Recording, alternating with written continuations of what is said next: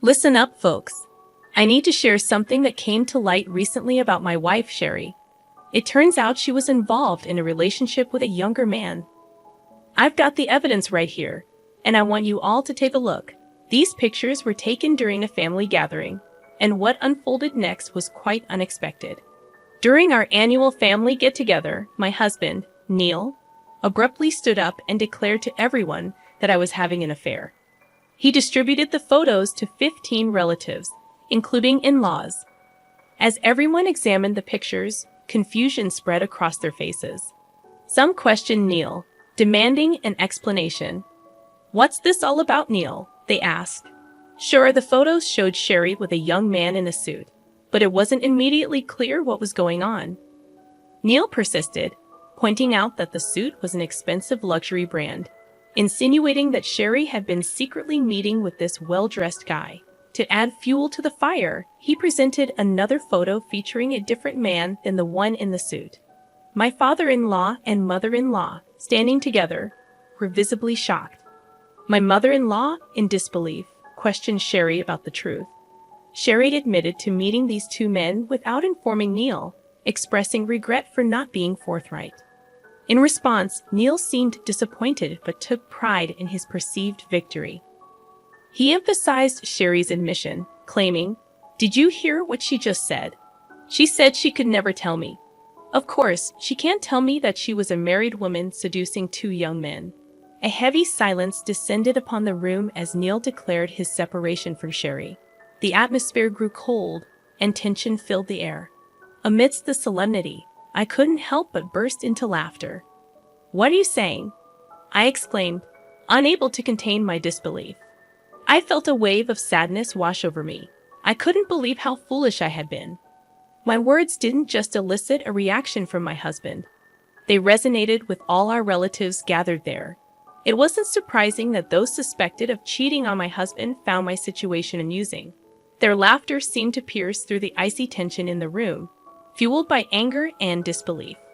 My father-in-law, however, broke the silence and addressed me sternly. "Sherry, what are you thinking, laughing in a situation like this? Such an attitude, while bowing down, is unforgivable." I felt compelled to apologize, but I couldn't deny the humor in the situation. "I'm sorry, sir, but it truly was amusing. I couldn't help it. I was merely conversing with these two men," I explained, rising to my feet, joined by my husband. Taking a deep breath, I continued, revealing the real reason for my secrecy. I couldn't tell Neil because I was investigating his affair with them. My revelation left the room in stunned silence once more, the atmosphere heavy with tension. I admitted to meeting these men, but I vehemently denied any infidelity on my part. It was time to address the situation head-on and end my relationship with Neil. But as soon as I made my decision known, my husband lunged at me, incredulous at my explanation. "You were investigating my affair. What kind of excuse is that? No one here would believe such a story. Come clean, admit you're cheating, and apologize to all of us." His accusations felt like a slap in the face, his disbelief palpable. But I refused to back down. It's not a ludicrous excuse. Who's kidding whom here? Lying about my fidelity? Anyone can see through that, I retorted, my resolve unwavering. My in-laws, bewildered by my newfound assertiveness, pressed for clarity. "Sherry, what did you mean about Neil's affair? I can't make sense of any of this. Please explain," they implored, seeking understanding in the midst of chaos. I took a moment to gather my thoughts before responding. "I'm just like him," I admitted, turning to address my stepfather and stepmother. "I was planning to discuss this with you both later when we have more time. I must apologize for the sudden twist in events. Allow me to clarify the situation step by step. The man in the suit I was meeting with happens to be a lawyer. I sought his advice regarding my husband's affair. As soon as I mentioned the word lawyer, my in-laws appeared even more perplexed.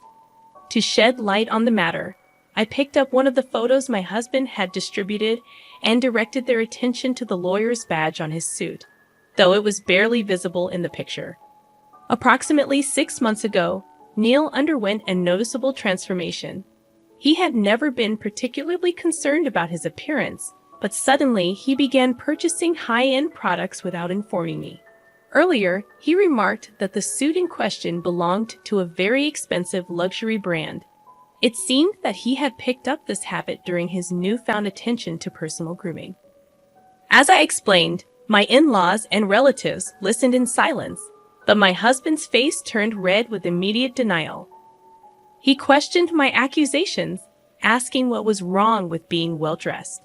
He assumed I was accusing him of infidelity solely based on his appearance, dismissing it as an improbable excuse. I clarified that his attire was not the sole reason for my suspicion.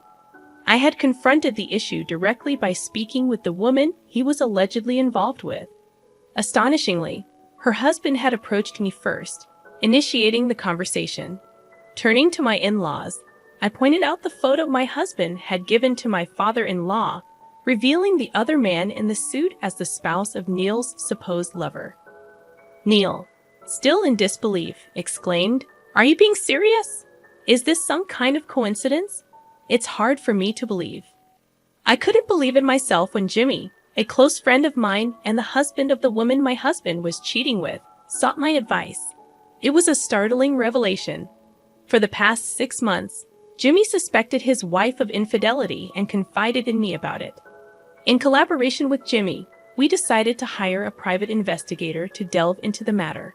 Unexpectedly, Neil's name emerged during the investigation, along with evidence of Jimmy's wife's affair. She had already confessed to cheating on Jimmy. What astonished me further was the discovery that Neil had falsely claimed to be single, leaving Jimmy's wife shocked to learn of my existence. Regardless, the affair itself was unforgivable. Reflecting on the events, I retrieved an envelope from my bag containing crucial evidence. Distributing it to my in-laws and relatives, I revealed the truth. Neil had accused me of infidelity when in fact, he was the one engaged in an affair. My laughter earlier wasn't out of amusement, but rather disbelief at Neil's audacity and stupidity. He assumed I was oblivious to his deceit, but his actions spoke volumes. As I spoke, a mixture of anger and disappointment resonated in the room. My in-laws and relatives grasped the gravity of the situation. Neil's behavior wasn't just deceitful, it was reprehensible. The evidence of his affair had been meticulously gathered, and his cheating partner had confessed. Now, it was Neil who owed our relatives an apology. The tables had turned drastically. However, Neil's response took an unexpected turn. I must admit, I was the one involved in an affair, but my husband's explanation shifted the blame entirely onto me, claiming it was Sherry's fault. According to him, since we had no children due to Sherry's infertility, she was essentially useless, unable to fulfill the societal expectation of bearing children and taking care of household chores. This justification left the faces of my parents-in-law and other relatives even more somber. It's true that we had been married for about 3 years without being able to conceive, prompting me to undergo fertility treatment. I had asked my husband to join me in the process, but he was uncooperative, placing the blame squarely on me. He insisted on having children but was unwilling to undergo the necessary steps, providing only the specimen and leaving the rest to me. My father-in-law couldn't contain his frustration at my husband's selfishness and raised his voice, challenging the notion of Sherry being deemed useless. He questioned the idea of discarding her like a tool when she wasn't needed, highlighting how Sherry's support in our marriage had ensured an uninterrupted life. Father-in-law emphasized that household chores and bearing children were not to be taken for granted. The tension among the in-laws intensified, and my nerves were on edge. Some relatives, including housewives like me, were deeply offended by my husband's assertion that it was common sense for women to handle housework and bear children. It was not just a personal insult, but a broader affront to housewives and individuals facing infertility worldwide. My husband's narrow perspective became apparent. He only considered what was directly in front of him, oblivious to the complexities faced by others. In this tense atmosphere, my father-in-law expressed his anger, making it clear that my husband's mindset was flawed and superficial. Despite the tension, My husband astonishingly uttered the impossible words, treating Sherry as if she were a tool and deeming her even less valuable due to infertility. I've reconsidered, and I want to thank Sherry. You're right, Dad. I want to be happy, and having a child is essential for that. Do you understand? My father-in-law, veins almost bursting from his intense emotions, leaned in close to my husband, who is my mother-in-law, and had to step in to intervene. Neil, I know you want a child, but cheating on Sherry and deceiving us was not the way to go about it. Why did you accuse her of cheating on you? Is it just to avoid paying alimony? Pretending she cheated allows you to get a divorce and receive alimony. That's why I did it. Well, even if I fail, I can always pay for it to resolve everything. My mother-in-law, almost losing herself, tried to confront him physically. But my father-in-law stopped her, urging her to calm down. He reasoned, beating up a guy like this only hurts you. He doesn't even deserve your punch, but he's our son, and we can't just keep quiet about it. You're older, Mom, you need to calm down. I thought that was a good way to go about it, but I can't help it. Sherry and I are getting a divorce soon, and I'm moving out of the house. Sherry, I'll pay you alimony too, so don't complain, okay?